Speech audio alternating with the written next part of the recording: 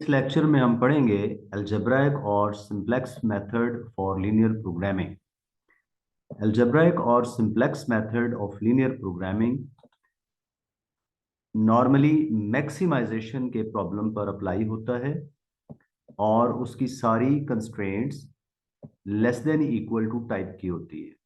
ये एक एग्जाम्पल आपके सामने मौजूद है जिसमें हमने z equal to 5x1 plus 4x2 को मैक्सिमाइज करना है और इसकी चार लीनियर इनइक्वालिटी कंस्ट्रेंट्स हैं और चारों की type less than equal to type. तो ये प्रॉब्लम स्टैंडर्ड प्रॉब्लम है जिसके लिए सिंप्लेक्स मेथड डायरेक्ट एप्लीकेबल है। ये मैथमेटिकल मॉडल, ये जो एलपी मॉडल हमने लिया है, ये रेडी मिक्स मॉडल है और ये मैक्सिमाइजेशन का प्रॉब्लम है। तो इनिशियल स्टेप सिंप्लेक्स मेथड के लिए इस मॉडल को कन्वर्ट कर देना है स्टैंडर्ड फॉर्म में। कन्वर्ट करने के लिए तमाम लीनियर इनइक्वालिटी कंस्ट्रेंट्स को हमने इक्वालिटी कंस्ट्रेंट्स में या इक्वेशंस में कन्वर्ट कर देना है और हमारा objective function z equal to 5x1 plus 4x2 ये भी एक इक्वेशन में कन्वर्ट होगा। तो इसके स्टेप्स देखते हैं हम लोग। हर less than equal to type inequality constraint को हम एक इक्वेशन में बदलेंगे by adding a slack variable on the left hand side. First linear inequality constraint को इक्वालिटी में बदलने के लिए हम जो वेरिएबल ऐड कर रहे हैं दैट इज s1। इस s1 को स्लैक वेरिएबल कहा जाता है। सेकंड लीनियर इनइक्वालिटी कंस्ट्रेंट को भी इक्वालिटी में बदलने के लिए हम स्लैक वेरिएबल s2 ऐड करते हैं और थर्ड में s3 ऐड करते हैं और फोर्थ में s4 ऐड करते हैं। तो इस तरह से हमारे पास वेरिएबल्स की कुल तादाद 6 हो गई। x1 और x2 ओरिजिनल डिसीजन वेरिएबल्स थे और s1, s2, s3, s4 चार हमारे नए वेरिएबल्स हैं जो ऐड करके हमने less than equal to type inequalities को हमने इक्वेशंस में बदला है। इन चारों वेरिएबल्स को हम स्लैक वेरिएबल कहते हैं। यहाँ एक पॉइंट क्लियर कर लेना बड़ा इंपॉर्टेंट है। सिंप्लेक्स मेथड के लिए जो स्टैंडर्ड प्रॉब्लम है जिस पर डायरेक्ट सिंप्लेक्स मेथड एप्लीकेबल है वो मैक्सिमाइजेशन का प्रॉब्लम होना चाहिए और सारी constraints less than equal to type होंगी। अगर प्रॉब्लम मिनिमाइजेशन का हो उसे भी सिंप्लेक्स मेथड से कर सकते हैं, लेकिन उसकी एक रिक्वायरमेंट है कि राइट हैंड साइड पे कम से कम एक कोएफिशिएंट नेगेटिव जरूर होना चाहिए। अगर सारे कोएफिशिएंट्स पॉजिटिव हुए और प्रॉब्लम मिनिमाइजेशन का हुआ तो सिंप्लेक्स मेथड से वो सॉल्व नहीं हो पाएगा, नंबर वन। नंबर टू, सारी linear inequality constraints less than equal to type होनी चाहिए और इनकी right hand side positive numbers होने चाहिए। अगर इनमें कोई नेगेटिव नंबर आता है तो हम उसे नेगेटिव से मल्टीप्लाई करके कन्वर्ट कर सकते हैं। और अगर सारी inequality constraint less than equal to type नहीं है, कोई एक कंस्ट्रेंट या एक से ज्यादा constraint greater than equal to type हो जाए या सिर्फ इक्वालिटी टाइप हो जाए तो फिर सिंपल सिंप्लेक्स मेथड अप्लाई नहीं होगा। उसके लिए फिर हम और मेथड्स पढ़ेंगे जिन्हें एम टेक्निक और टू फेज मेथड्स कहते हैं। तो हम इस प्रॉब्लम को, ये स्टैंडर्ड प्रॉब्लम है, इसको हम सॉल्व करते हैं सिंप्लेक्स मेथड से।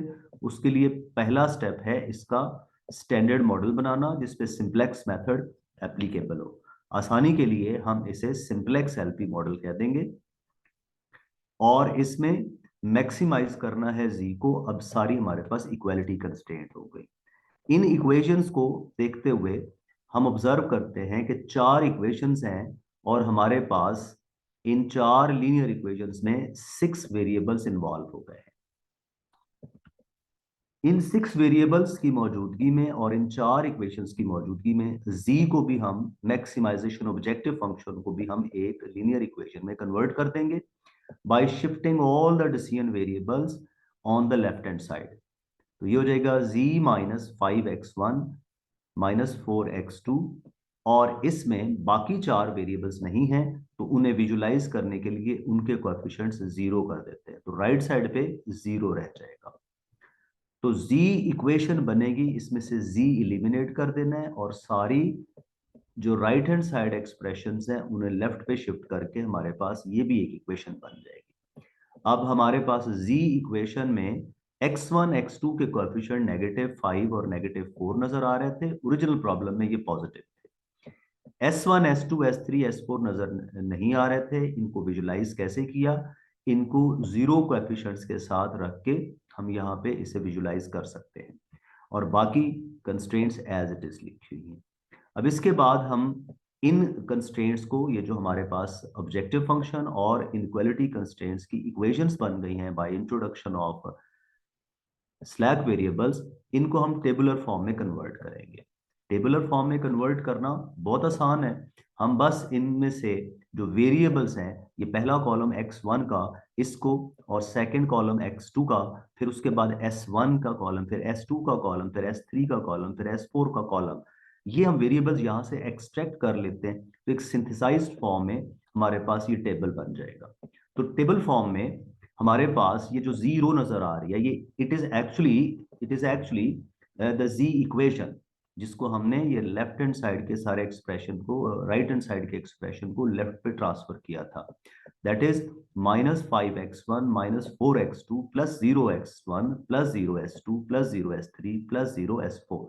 ये -0s1 भी आप समझ सकते हैं, लेकिन जीरो का प्लस माइनस इंपॉर्टेंट नहीं है, इसलिए उसे पॉजिटिव साइन के साथ लिख लेते हैं। राइट साइड पे जीरो रह जाएगी और इस कॉलम में जो राइट हैंड साइड पे नंबर्स कांस्टेंट्स बनेंगे वो ये लास्ट कॉलम में आएंगे। S1 रो को हम रीड करते हैं। S1 रो में x1 का कोएफिशिएंट 6 है, तो इसके कोएफिशिएंट 6 4 1 और बाकी सारे जीरोस होंगे। 6 4 1 और तीनों वेरिएबल्स S2 S3 S4 के कोएफिशिएंट जीरो हो जाएंगे और राइट साइड पे 24 नजर आएगा। फिर हम सेकेंड इक्वेशन को देखते हैं। सेकेंड इक्वेशन में x1 plus 2x2 plus s2 equal to 6 है, तो यहाँ तीन कोएफिशिएंट्स हमें नजर आएंगे, x1 x2 और s2 के, बाकी जीरोस होंगे। 1 2 0 और s2 का कोएफिशिएंट 1, s3 s4 0 और राइट पे 6। नेक्स्ट इक्वेशन -x1 है तो कोएफिशिएंट -1 आ जाएगा, प्लस x2 है तो कोएफिशिएंट +1 आ जाएगा। s1 और s2 मिसिंग है, s1 के नीचे भी जीरो आएगा, s2 के नीचे भी जीरो आएगा। s3 टर्म नजर आ रही है, इसका कोएफिशिएंट यहाँ पे 1 मौजूद है, 1 लिखेंगे। s4 इस इक्वेशन में मिसिंग है, s4 का कोएफिशिएंट 0 और राइट हैंड साइड 1 हो जाएगी। उसके बाद S4 रो हम बनाएंगे वो वाली इक्वेशन से जिसमें S4 मौजूद था, तो इसमें x1 मिसिंग है, इसका कोएफिशिएंट 0, x1 मौजूद है, x2 मौजूद है, इसका कोएफिशिएंट 1, s1 s2 s3 तीनों स्लैक वेरिएबल्स मिसिंग है, उनके कोएफिशिएंट जीरोस, और s4 का कोएफिशिएंट 1 और इक्वल टू 2 हो जाएगा। ये हो गई इसकी टेबुलर प्रेजेंटेशन। तो देखिए दो स्टेप्स बनते हैं। पहले स्टैंडर्ड प्रॉब्लम होता है जिसे हम सिंप्लेक्स मॉडल में कन्वर्ट करते हैं। वो कैसे कन्वर्ट करते हैं? जी इक्वेशन यानी कि मैक्सिमाइजेशन का जो ऑब्जेक्टिव फंक्शन है उसके वेरिएबल्स भी लेफ्ट पे शिफ्ट करके उसकी भी इक्वेशन बना लेते हैं और उसके कोएफिशिएंट्स की रो 1 आती है और उसे जीरो से कहा जाता है। फिर हम सेकेंड लीनियर इनइक्वालिटी जो less than equal to type थी उसमें S1 ऐड करके इक्वेशन बनाते हैं और उस इक्वेशन के भी सारे कोएफिशिएंट्स हम S1 रो में लिख लेते हैं। तो इस तरह से सिंप्लेक्स मेथड की वर्किंग के लिए जितनी कंस्ट्रेंट्स होंगी less than equal to type, उतने ही स्लैक वेरिएबल्स होंगे। तो हमारे पास अब 4 स्लैक वेरिएबल्स इंट्रोड्यूस हो गए, 4 ही हमारे पास कंस्ट्रेंट्स थी, 2 डिसीजन वेरिएबल्स हैं। इस टेबल को हम मजीद आगे लेके चलते हैं। अब हम इस मॉडल को सामने नहीं रखेंगे, इससे हमने ये एक टेबल बना लिया, इस टेबल पे फोकस करते हैं। इस टेबल में ये जो हमें प्रेजेंट किया जा रहा है, जो हमने सामने लिखा हुआ है, अब हम ट्रांसफर कर चुके हैं पिछली स्लाइड से, इस टेबल को पहले अंडरस्टैंड करना चाहिए कि इसमें इनिशियली हमारे पास कौन कौन से वेरिएबल्स हैं। तो इस टेबल की अंडरस्टैंडिंग बहुत जरूरी है। इस टेबल को अंडरस्टैंड करते हैं कि क्या इस टेबल में जो x1 x2 s1 s2 s3 s4 की वैल्यूज इस टेबल से हम कैसे रीड किया करेंगे। तो इसको समझने के लिए हम देखते हैं कि ये इससे बना था। जीरो इस इक्वेशन जो ऑब्जेक्टिव फंक्शन से बनाई थी -5x1 -4x2 प्लस 0s1 से बनी है, और ये x1 s1 रो से सेकेंड रो s1 वाली बनी है, s2 इक्वेशन से हमारे पास s2 रो बनी है, एंड सो ऑन। अब इनको अगर हम ध्यान से देखें तो इन इक्वेशंस में ये फर्स्ट इक्वेशन तो जी इक्वेशन है, ये कंस्ट्रेंट से नहीं बनी, तो हमारे पास 4 लीनियर इक्वेशंस बनी है और इन 4 लीनियर इक्वेशंस में नंबर ऑफ वेरिएबल्स 6 है। नंबर ऑफ इक्वेशंस 4 है, नंबर ऑफ इक्वेशंस लेस है नंबर ऑफ वेरिएबल्स से। लीनियर अलजेब्रा में जब भी नंबर ऑफ वेरिएबल्स ज्यादा हो और नंबर ऑफ लीनियर इक्वेशंस कम हो, तो देयर अराइज टू सिचुएशंस। या तो उस सिस्टम की कोई सोल्यूशन नहीं होती, या फिर उस सिस्टम की इनफिनिटली मैनी सॉल्यूशंस होती हैं। तो अब हम इस मॉडल को तभी सॉल्व कर पाएंगे जब इसकी इनफिनिटली मैनी सॉल्यूशंस होंगी। आई मीन जब इसको सेटिस्फाई करने के लिए करने वाली काफी सॉल्यूशंस होंगी, बेशुमार सॉल्यूशंस होंगी, और वो सारी फिजिबल सॉल्यूशंस होंगी। हम उन फिजिबल सॉल्यूशंस में से ऑप्टिमल सॉल्यूशन देखेंगे। लेकिन सिंप्लेक्स मेथड को स्टार्ट करने के लिए हमें कोई एक सॉल्यूशन चाहिए जो इन चारों इक्वेशंस को सॉल्व करने से आती हो, और वो कैसे बनाई जाए। उसका एक इजी वे है कि इनमें 6 वेरिएबल्स मौजूद हैं, तो कोई से 2 वेरिएबल्स, टोटल 6 हैं, 4 इक्वेशंस हैं, तो डिफरेंस कितने का बना, 2 का। तो कोई से 2 वेरिएबल्स हम खुद से जीरो एज्यूम कर लेते हैं। बेहतर है, वैसे तो हम कोई से 2 वेरिएबल जीरो एज्यूम कर सकते हैं, लेकिन बेहतर तरीका क्या है कि जो वेरिएबल एक से ज्यादा इक्वेशन में नजर आए उसको जीरो कर दिया जाए। तो यहां हम देखते हैं कि x1 भी सब में नजर आ रहा है, ऑलमोस्ट एक एक छोड़ के, और x2 सब में नजर आ रहा है। तो हम इनिशियली आसान तरीका क्या हुआ कि हम लोग x1 को जीरो कर देते हैं, x2 को जीरो कर देते हैं, और बाकी इन इक्वेशन से, चारों इक्वेशन से सॉल्व करके वैल्यूज बना लेते हैं। तो जब x1 x2 को जीरो करते हैं, s1 की वैल्यू 24 आ जाती है, s2 की वैल्यू 6 आ जाती है, और s3 की वैल्यू 1 आ जाती है, और s4 की वैल्यू 2 आ जाती है। हमने क्या किया, हमने इस टेबल से रीड किया कि इस टेबल में x1 x2 इनिशियल सोल्यूशन जो हमने बनाई, वो उन्हीं 4 इक्वेशंस में x1 और x2 को जीरो करके बनाया, और उससे S1 S2 S3 और S4 की वैल्यूज हमारे पास 24 6 1 और 2 आ गए। जिन वैल्यूज को हम लोग जीरो देते हैं, initial value, initially solution, starting solution के लिए, वो वेरिएबल्स हमारे पास बेसिक वेरिएबल्स की लिस्ट में नहीं होते। बेसिक के टाइटल के साथ, हेडिंग के साथ जो कॉलम बनेगा, उसमें हमेशा स्लैक वेरिएबल्स नजर आएंगे, और इनकी वैल्यूज इनिशियल आइट्रेशन पे या स्टार्टिंग टेबल में नॉन जीरो होंगी, और वो in fact right hand side of the equations होंगी। और हमने जिनको जीरो रखा था, ये है x1 x2, यहाँ पे ये दोनों वेरिएबल्स नॉन बेसिक कहलाएंगे। तो हमारे पास इनिशियल जो फिजिबल सोल्यूशन है वो बनी x1 और x2 0 0, और इनकी वजह से S1 S2 S3 S4 24 6 1 और 2 बन गए। सो इस टेबल को देख के हम एक सोल्यूशन, हर आइट्रेशन में टेबल को देख के सोल्यूशन का अंदाजा लगा सकते हैं। ये जो बेसिक वेरिएबल्स हैं, दे appear in the column of titled with basic. S1 S2 S3 S4 की वैल्यूज डायरेक्टली कहां होंगी, लास्ट सोल्यूशन कॉलम में, 24 4 1 एंड 2 रिस्पेक्टिवली। और जो वेरिएबल्स इस बेसिक के कॉलम में नहीं नजर आएगा, उनकी वैल्यूज हमेशा जीरो होंगी, और वो वेरिएबल्स कहलाएंगे नॉन बेसिक वेरिएबल्स। तो हमारे पास हर आइट्रेशन में, हर टेबल में 4 बेसिक वेरिएबल्स हुआ करेंगे और 2 नॉन बेसिक वेरिएबल्स हुआ करेंगे। तो इनकी डिस्क्रिमिनेशन, इनके नाम रख लें। बेसिक वेरिएबल्स यहाँ पे S1 S2 S3 S4 हैं, they will appear in the first column below the title of basic. इनके कोएफिशिएंट्स हमेशा जीरो में जीरो नजर आएंगे। तो ये चारों कोएफिशिएंट्स हमें जीरो में जीरो नजर आ रहे हैं, और इन चारों के नीचे जो कॉलम्स बनते हैं, ये कॉलम्स हमेशा आइडेंटिटी मैट्रिक्स करेंगे। अगर इनका ऑर्डर सेम ना भी रखा जाए, तो इनके ऑर्डर को चेंज करके भी हमेशा आइडेंटिटी मैट्रिक्स बनाया जा सकता है। और S1 S2 का हर कॉलम, इसे एलिमेंट्री कॉलम मैट्रिक्स कहते हैं, एलिमेंट्री कॉलम है इसमें, और ये सारे कॉलम्स मिलकर एक आइडेंटिटी मैट्रिक्स बनाएंगे। और ये आइडेंटिटी मैट्रिक्स बनाने का काम लीनियर अलजेब्रा में गास जॉर्डन मेथड में होता था, कि जिसमें हर आइट्रेशन पे हम लोग जो भी वेरिएबल्स होते हैं उसमें रिड्यूस्ड एचलोन फॉर्म बनाते हैं, उसके जो मैट्रिक्स बनता है। तो यहाँ पे हम लोग ये आइडेंटिटी मैट्रिक्स को ध्यान में रखेंगे कि जब भी बेसिक वेरिएबल्स होंगे, उसके कॉलम में एक एंट्री 1 होगी, उसकी रो और कॉलम के इंटरसेक्शन पे, बाकी सारे उसकी कॉलम में जीरो होंगे। और इसके बाद जो वेरिएबल्स बच गए हैं 2, वो है x1 और x2। ये दोनों वेरिएबल्स कहलाते हैं नॉन बेसिक वेरिएबल्स, और इनके कोएफिशिएंट्स इनिशियल टेबल में हमें यहाँ पे नॉन जीरो नजर आ रहे हैं, एक -5 और एक -4। तो ये अंडरस्टैंडिंग होनी चाहिए हमारे पास जो भी इनिशियल टेबल बना है उसकी, और फिर हर आइट्रेशन पे जब भी हम आइट्रेशन स्टार्ट करेंगे हम बड़ी आसानी से ये आइडेंटिफाई कर सकते हैं कि बेसिक वेरिएबल्स कौन से हैं, उनकी वैल्यूज क्या हैं, नॉन बेसिक वेरिएबल्स क्या हैं, और वो हमेशा जीरो वैल्यूज देंगे।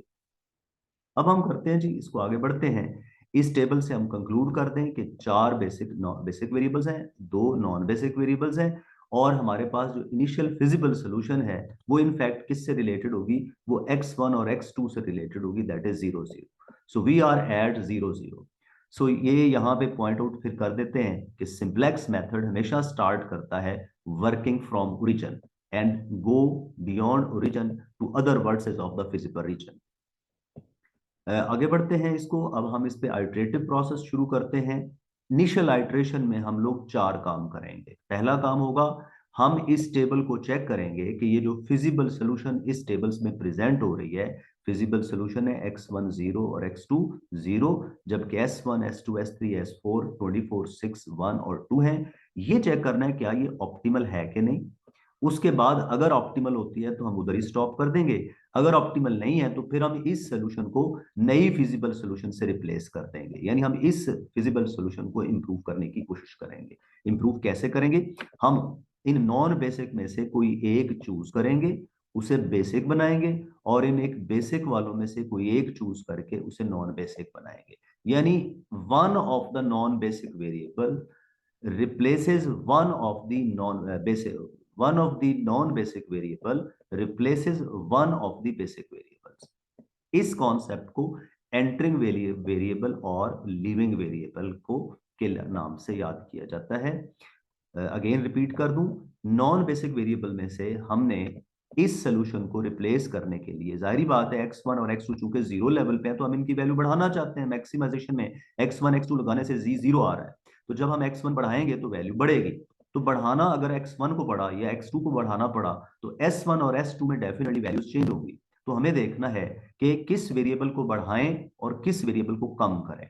जिसको हमने इंक्रीज करना है, यानी उसे जीरो से बढ़ा के कोई इनमें से बड़ी वैल्यू देनी है, तो फिर वो एंट्रिंग वेरिएबल हो जाएगा, उसे यहाँ पे लिखा जाएगा। और जिसकी वैल्यू हमने जीरो में कन्वर्ट करनी है, छोड़ देनी है, निकाल देनी है, कम करनी है, उसको हम यहाँ से रिमूव कर देंगे। और फिर ये करने के बाद हम लोग टेबल को अपडेट करेंगे अगली आइट्रेशन के लिए। आइए इसकी फर्स्ट आइट्रेशन, जिसे हम इनिशियल आइट्रेशन कहते हैं, वो चेक करते हैं। तो सबसे पहला है चेकिंग ऑप्टिमैलिटी टेस्ट। हमें इस टेबल को देख के पता करना है कि इस लेवल पे जो सोल्यूशन है, रिकॉल कर लें सोल्यूशन क्या थी, x1 0 x2 0 और s1 s2 s3 s4 equal to 24 6 1 and 2। क्या ये ऑप्टिमल है कि नहीं। अब ऑप्टिमैलिटी को जरा लॉजिकली सोचें कि हमारे पास जीरो में नेगेटिव कोएफिशिएंट्स हैं नॉन बेसिक वेरिएबल के। अब यहाँ पे x1 x2 की कोई भी वैल्यू जीरो से हटके लगाई जाएगी, तो ये क्या करेंगे, नेगेटिव होने की वजह से ये z की वैल्यू को कम करेंगे। लेकिन हमारा पर्पस क्या है, z को मैक्सिमाइज करना है, बढ़ाना है, कम नहीं करना। तो ये जो नेगेटिव कोएफिशिएंट्स हैं ये प्रॉब्लम कॉज कर रहे हैं। x1 x2 को बढ़ाने से, x1 और x2 की नॉन जीरो वैल्यू लगाने से ये z की वैल्यू को बढ़ने नहीं देंगे, ये कम करेंगे। तो हमारे पास फिर ऑप्टिमैलिटी क्या बनती है, all the coefficients in zero must be zero और पॉजिटिव। दोनों को मिला के हम वर्ड नॉन नेगेटिव भी इस्तेमाल कर सकते हैं। जीरो या पॉजिटिव होने चाहिए जब भी प्रॉब्लम मैक्सिमाइजेशन का हो। तो जीरो में हमें नजर आ रहे हैं दो नेगेटिव कोएफिशिएंट्स, इसलिए ये जो सोल्यूशन इस टेबल में प्रेजेंट की गई है ये ऑप्टिमल सोल्यूशन नहीं है। ऑप्टिमल तब होती कि जीरो में हमें नजर आने वाले सारे कोएफिशिएंट्स या तो जीरो होते या फिर कोई पॉजिटिव नंबर्स होते, तो यहाँ नेगेटिव है। So optimality for maximisation problem is in zero there should not appear any negative entry, but here are two negative entries। तो हमारे पास फिर ये ऑप्टिमल सोल्यूशन नहीं है। अच्छा, अब ऑप्टिमल सोल्यूशन ना होने की वजह से अब हम फर्दर क्या करेंगे, हम लोग ये चाहेंगे कि इनमें से इसको ऑप्टिमलिटी नहीं है तो अब हम नई फिजिबल सोल्यूशन ढूंढें जो कि पॉसिबली ऑप्टिमल भी हो। अब हम क्या करें, इसके लिए हमें एंटरिंग वेरिएबल का एक कॉन्सेप्ट है। एंटरिंग वेरिएबल अभी अभी थोड़ी देर पहले मैंने आपसे शेयर किया कि एंटरिंग वेरिएबल से मुराद क्या है कि इन कोएफिशिएंट्स को चेंज करना है, क्योंकि ये नेगेटिव कोएफिशिएंट्स जी की वैल्यू को कम करेंगे और हमारा प्रॉब्लम जो है वो मैक्सिमाइजेशन का है। तो हम नहीं चाहते कि यहाँ कोई नेगेटिव वैल्यू रह जाए। अब simplex method iteratively changes the coefficients of non basic variables in this equation to non-negative values. Here are negative values, and objective is to change them to non-negative values and improves the feasible solutions and hence finds the optimum solution. यानी अब उसका काम इनको negative से positive में convert करना भी है, इस फिजिबल सोल्यूशन को इंप्रूव भी करना है, यानी इसकी बजाय कोई और फिजिबल सोल्यूशन का वैल्यूज का कॉम्बिनेशन लेना है और फिर उस तरीके से ऑप्टिमल सोल्यूशन आएगी। अब what will be the entering variable? अब कौन सा वेरिएबल इन दोनों में से एंटरिंग होना चाहिए, क्योंकि ये दोनों नेगेटिव है, ये यहां नहीं होने चाहिए, इन्हें बदलना है। अब यहां पे देखा जाए टेक्निकली x1 का कोएफिशिएंट मोस्ट नेगेटिव है। अगर हम 1 यूनिट x1 को देते हैं तो ये -5 कॉज करेगा z में, लेकिन अगर x2 को 1 यूनिट देते हैं तो ये -4 कॉज डिक्रीज करेगा, 4 यूनिट्स डिक्रीज करेगा z में। तो इसका मतलब है x1 जो है वो ज्यादा x z वैल्यू को कम करता है, इसलिए coefficient of x1 is the most negative, hence it should be changed.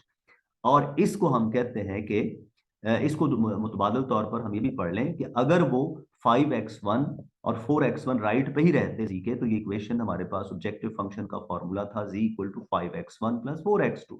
अब टेक्निकली देखा जाए तो x1 का कोएफिशिएंट 5 है और x2 का कोएफिशिएंट 4 है, तो x1 के हर यूनिट के लिए z में 5 यूनिट्स का इजाफा होगा, 5 इंटू 1 5 होगा, लेकिन x2 के 1 यूनिट के लिए 4 यूनिट्स का इजाफा होगा। तो इसका मतलब है कि x1 ज्यादा वैल्यू को मैक्सिमाइज करता है। सो इसका मतलब है x1 डिजर्व करता है कि इसे बेसिक वेरिएबल्स में रखा जाए, इसकी वैल्यू 0 से बदल के नॉन जीरो बनाई जाए। सो x1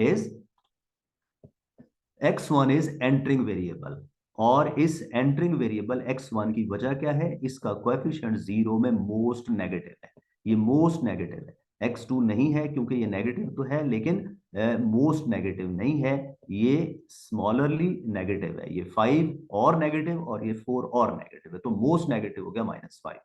इसका कॉलम x1 का हमारे पास क्या कहलाएगा? ये कहलाएगा पिवट कॉलम। तो यहां पे रूल भी हमने हाईलाइट कर दिया है कि अगर मैक्सिमाइजेशन प्रॉब्लम हो तो entering variable is the one with most negative coefficient for maximisation problem and most positive for minimisation problem. और अगर इस केस में दोनों के सेम नेगेटिव नंबर्स या सेम यहां भी -5 होता तो ये कहा गया है कि टाइज को आप एट रैंडमली ब्रेक कर सकते हैं, यानी दोनों में से जो दिल चाहे हम यूज कर सकते हैं। Column of x1 is called pivot column. अब एंटरिंग वेरिएबल पता चल गया x1 है, इसने इन चारों s1 s2 s3 s4 में से किसी एक की जगह पे आना है।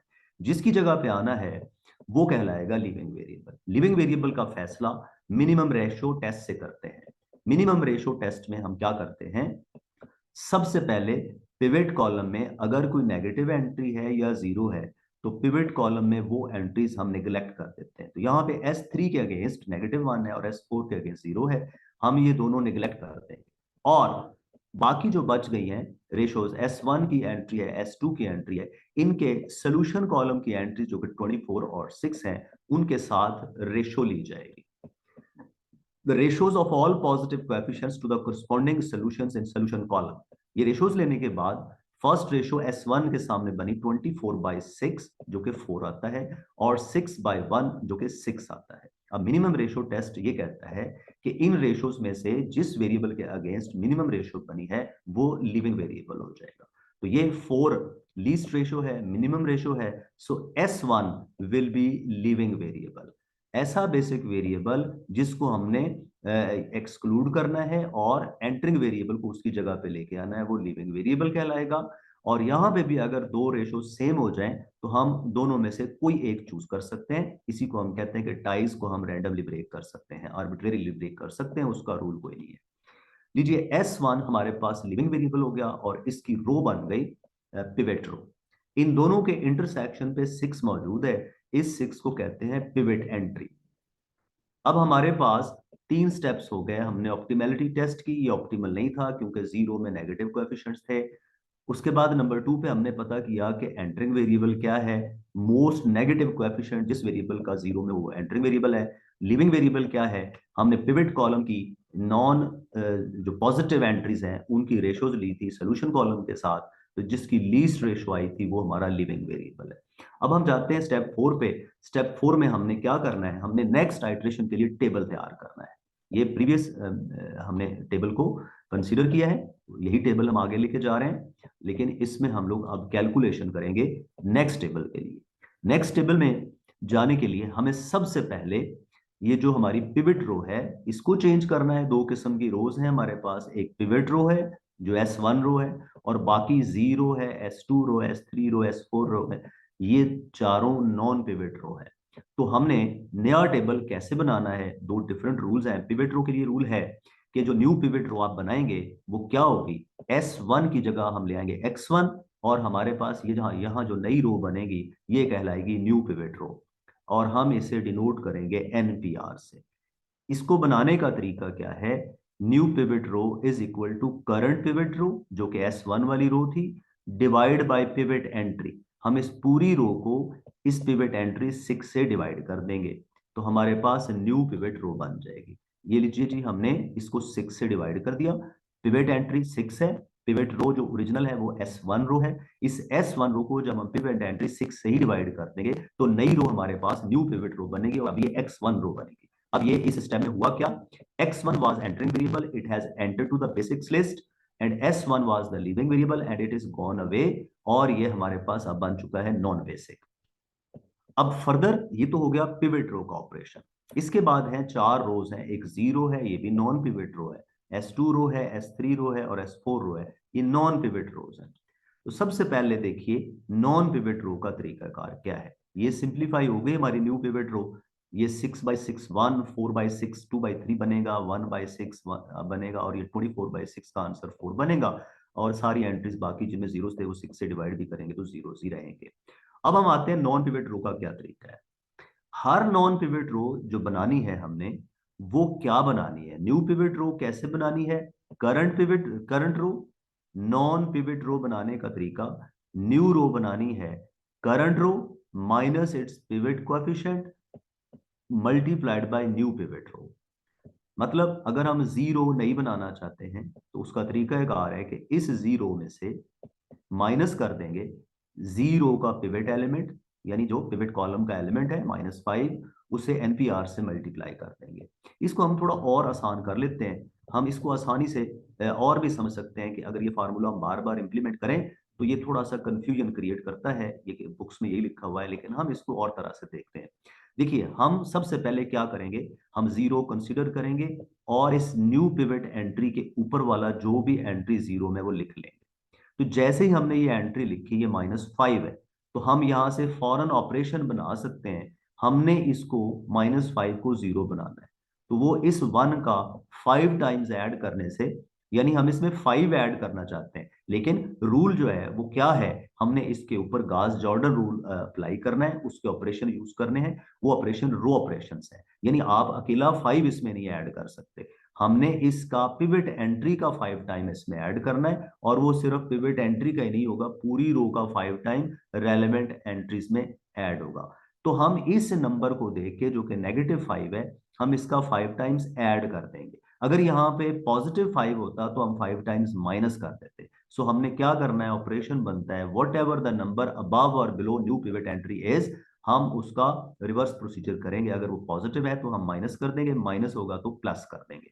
तो नेक्स्ट ऑपरेशन मेरा हमारा जीरो के लिए बनता है कि हम इन सारी एंट्रीज जो जीरो की हैं इनमें 5 times of NPR new pivot row का 5 टाइम्स इनमें ऐड कर देंगे।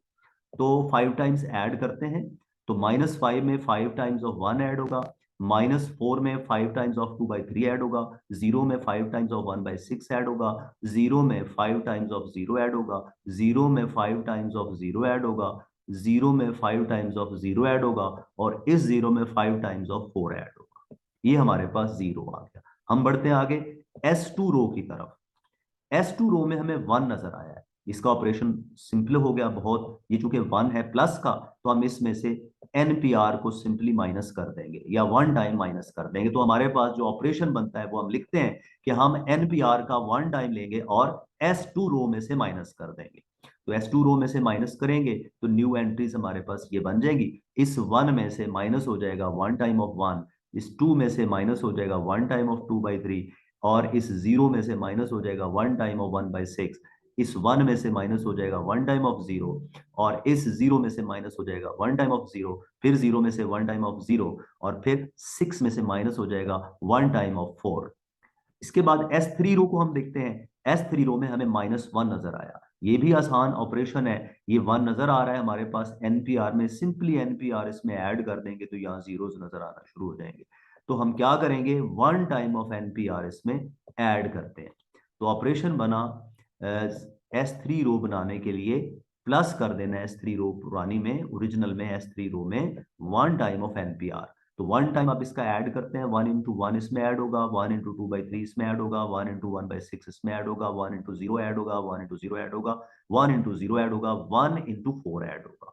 ये ऐड करते हैं, हमारे पास ये एंट्रीज बन जाएंगी। उसके बाद S4 देखते हैं। S4 में ऑलरेडी जीरो है, तो इसका मतलब हम कोई ऑपरेशन ना भी करें तो ये एज इट इज एंट्रीज लिख देंगे, इसके ऊपर कोई ऑपरेशन करने की जरूरत नहीं है। लेकिन रूटीन के मुताबिक हम क्या करेंगे, जो एंट्री नजर आ रहा है उसके उतने टाइम्स, यानी हम 0 टाइम्स NPR इसमें ऐड कर देंगे तो हमारे पास ये एंट्रीज जो है अनचेंज रहेंगी। अब नेक्स्ट स्टेप में हम क्या करते हैं, इनको ग्रेजुअली हम लोग इवेल्युएट करते हैं। -5 + 5 0 हो जाएगा, इसका एलसीएम लेंगे, -12 + 10/3 ये -2/3 बनेगा, ये 5/6 बनेगा, ये 0 रहेगा, ये 0 रहेगा, ये 0 रहेगा, ये 20 हो जाएगा। तो हमारे पास इसकी जीरो जो है नई ये बन जाएगी। उसके बाद हम S2 रो को सिंप्लीफाई करते हैं, ये 0 बनेगा, ये एलसीएम लेके सॉल्व करेंगे, 3 2 जार 6 -2 4/3 बनेगा, -1/6 बनेगा, 1 रहेगा, 0 रहेगा, 0 रहेगा, 6 - 4 करेंगे, 2 रह जाएगा। ये हमारे पास न्यू S2 रो बनेगी। S3 रो में -1 + 1 0 हो जाएगा, 1 + 2/3 तो ये बन जाएगा 5/3, और ये 1/6 बनेगा, ये 0 रहेगा, ये 1 रहेगा, ये 0 रहेगा, और ये 5 बन जाएगा। उसके बाद लास्ट रो तो चेंज नहीं होगी क्योंकि हमने 0 टाइम्स ऐड किया हुआ है। तो हमारे पास अब नया टेबल ये बन चुका है, अपडेट हो गया। तो चौथा स्टेप कंप्लीट हो गया, नेक्स्ट आइट्रेशन के लिए हमारा टेबल तैयार हो गया। अब हम आते हैं इस नेक्स्ट टेबल पे। इसके लिए जो हम आइट्रेशन नंबर 1 अप्लाई करेंगे, उसी तरह से ये चारों स्टेप्स हमने कैरी आउट करने हैं। First step is to check the optimality. इस ऑप्टिमैलिटी चेकिंग में हम देखते हैं what was the optimality test. Recall करें, प्रॉब्लम मैक्सिमाइजेशन का है। तो ये टेबल जो हमारे पास सोल्यूशन नजर आ रही है, इस सोल्यूशन को पहले रीड कर लें। इस टेबल में हमारे पास जो सोल्यूशन नजर आ रही है, हमारे पास बेसिक वेरिएबल्स x1 है, x1 की वैल्यू 4 है, S2 की वैल्यू 2 है, S3 की वैल्यू 5 है, और S4 की वैल्यू 2 है। लेकिन इनमें नजर ना आने वाले वेरिएबल्स कौन कौन से हैं, एक x2 और दूसरा वेरिएबल S1, ये नॉन बेसिक है। इन दोनों की वैल्यू 0 है। तो अगर हम कहें कि इस स्टेज पे हमारे पास जो सोल्यूशन फिजिबल बन गई है वो क्या है, x1 = 4 और x2 = 0। अब हम चेक करना चाहते हैं कि ये फिजिबल सोल्यूशन जो इस टेबल में नजर आ रही है, क्या ये ऑप्टिमल है। अगर ये ऑप्टिमल है तो हम स्टॉप कर देंगे, नहीं है तो फिर हम आइट्रेशन नंबर 1 को कंप्लीट करेंगे। ऑप्टिमैलिटी टेस्ट क्या था, मैक्सिमाइजेशन में ऑप्टिमैलिटी टेस्ट कहता है कि 0 में अगर कोई भी नेगेटिव कोएफिशिएंट नजर ना आए तो ये टेबल एक ऑप्टिमल सॉल्यूशन को प्रेजेंट करता है। बट अनफॉर्चुनेटली x2 के कॉलम में हमें -2/3 नजर आ रहा है। तो ये एक ही नेगेटिव कोएफिशिएंट मौजूद है, इसका मतलब this solution in this table is not optimal. अगर ऑप्टिमल नहीं है तो अब हम इसे फिर सोल्यूशन को इंप्रूव करने जा रहे हैं, 1 entering variable, 1 leaving variable, and then update of the formation of the new table. Entering variable के लिए कौन सा हमारे पास एंटरिंग वेरिएबल होता है, मोस्ट नेगेटिव कोएफिशिएंट ऑफ 0। तो यहां लकीली हमारे पास एक ही नेगेटिव कोएफिशिएंट है, -2/3, और वो x2 से रिलेट करता है। सो x2 इज एंटरिंग वेरिएबल। यहां थोड़ी सी मिस्टेक हो गई है, x2 is entering variable, x1 is not entering variable. वो पिछले हमारे पास आइट्रेशन में था। तो यहां आप करेक्शन कर लीजिए खुद से, ये x2 होगा।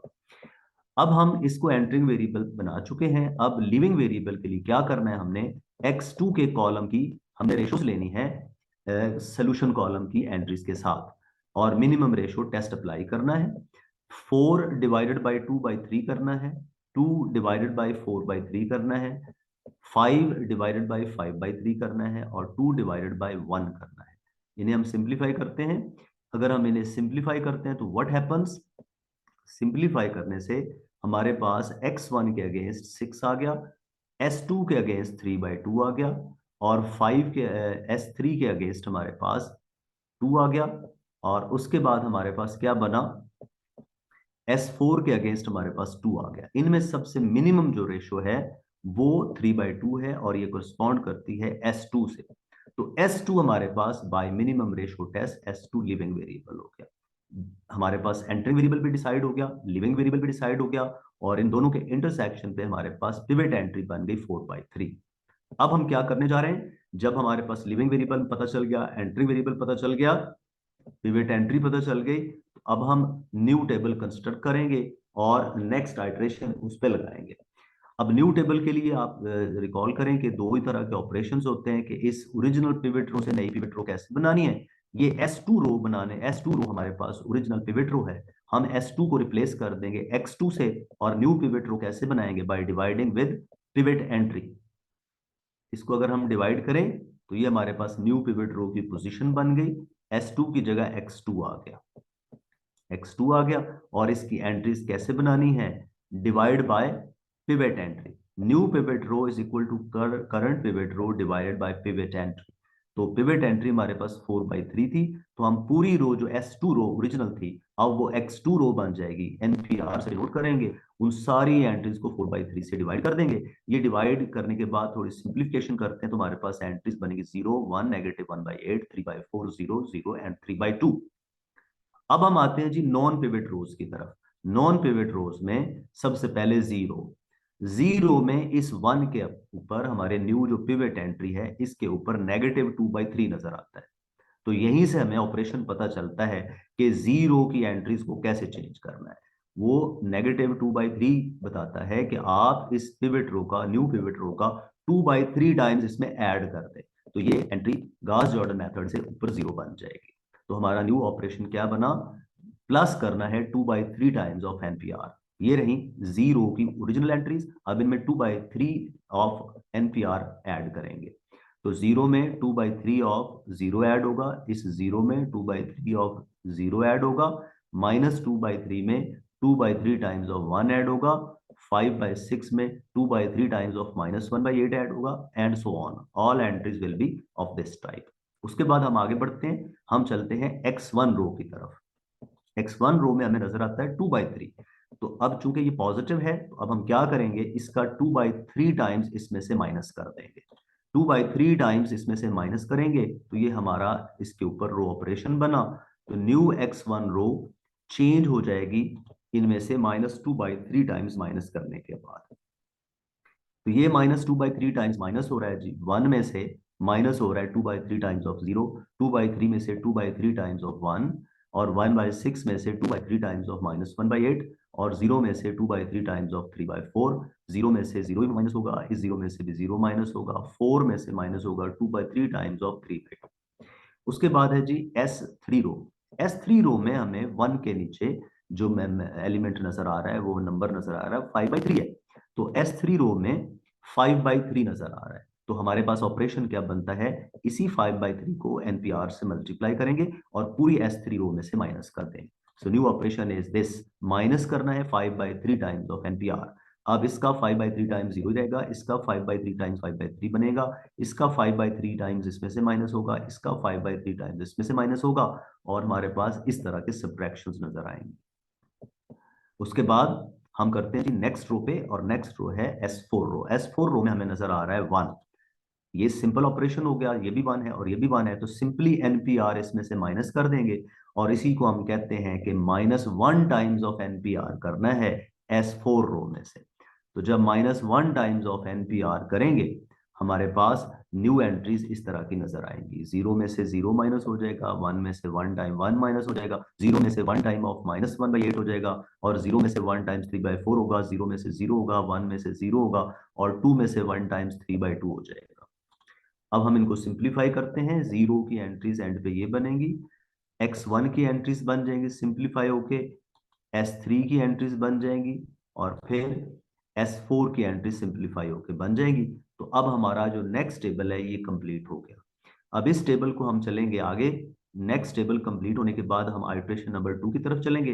आइट्रेशन नंबर 2 अप्लाई करेंगे इस लास्ट टेबल पे, तो हम देखते हैं ऑप्टिमैलिटी टेस्ट चेक करते हैं। तो 0 में अब हमें कोई कोएफिशिएंट नेगेटिव नजर नहीं आ रहा, और जैसे ही 0 के कोई भी नेगेटिव कोएफिशिएंट एलिमिनेट हो गया और सारे 0 या पॉजिटिव कोएफिशिएंट्स बन गए, तो इस टेबल में जो सोल्यूशन प्रेजेंट की जा रही है वही फिजिबल सोल्यूशन, ऑप्टिमल सोल्यूशन है। और ये सोल्यूशन है क्या, ये हमने लेक्चर के शुरू में रीड करना सीख लिया था। x1 की वैल्यू 3 है, x2 की वैल्यू 3/2 है, z की वैल्यू 21 है, और बाकी S3 S4 जो है वो स्लैक वेरिएबल्स हैं, वो सोल्यूशन में हिस्सा नहीं लेंगे। तो ये है हमारे पास optimal solution of the given problem. Ready mix problem जो था वो हमने लिया था। इसकी ऑप्टिमल सोल्यूशन है x1 equal to 3, x2 equal to 3/2 and z is equal to 21। तो होपफुली आप लोगों को इस लेक्चर की समझ आएगी। आप इसे दोबारा देखिए, खुद से भी कैलकुलेशन करें, तो आपको ये इंशाल्लाह परफेक्ट बना देगा प्रैक्टिस में। Best of luck for the time being. See you in the forthcoming lectures.